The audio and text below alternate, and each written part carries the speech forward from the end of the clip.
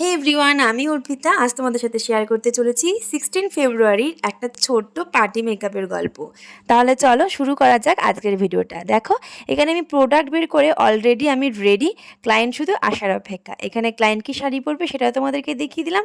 আরও সমস্ত কিছু গুছিয়ে রেখেছিল যাতে আমার একটুও কোনো সমস্যা না হয়।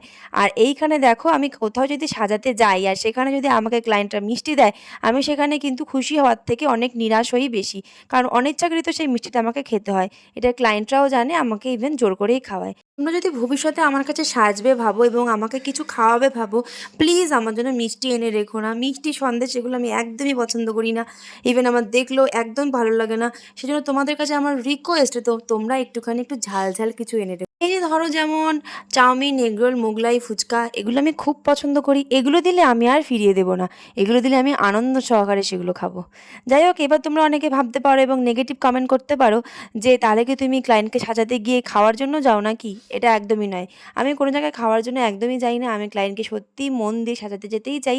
কিন্তু অনেক ক্লায়েন্ট আছে যারা আমাকে সত্যিই ভীষণ ভালোবেসে আমাকে মিষ্টি খাওয়ানোর চেষ্টা করে এবং আমি না খেলে আবার খুব অসন্তুষ্টও হয়। তো যাই হোক, আজকে কথা বলতে বলতে দেখো আমার ক্লায়েন্টকে কিন্তু আমি সাজিয়ে ফেলেছি এবং যেহেতু আমি আজকে একা গিয়েছিলাম, তো সেই জন্যই ক্লায়েন্টের একদম ফার্স্ট থেকে ভিডিওটা নেওয়া হয়নি।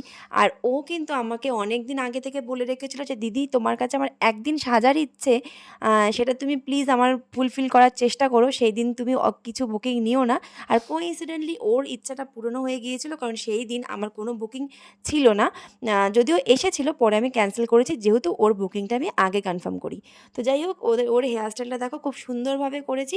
আর ওভারঅল লুকটা ওর ছিল এই রকম, কারণ ওর ইচ্ছে ছিল যে ও এইরকম একটা লুক ক্রিয়েট করবে এবং অনুষ্কা শর্মার বউ ভাতের যে লুকটা সেটা রিক্রিয়েট করবে। দেখো, আমি ওকে ওর মনের মতন করে সাজিয়ে দেওয়ার চেষ্টা করেছি। কিন্তু শাড়ির ড্র্যাপিংটা একটু চেঞ্জ করেছি, কারণ শাড়িটা একটু হেভি ছিল।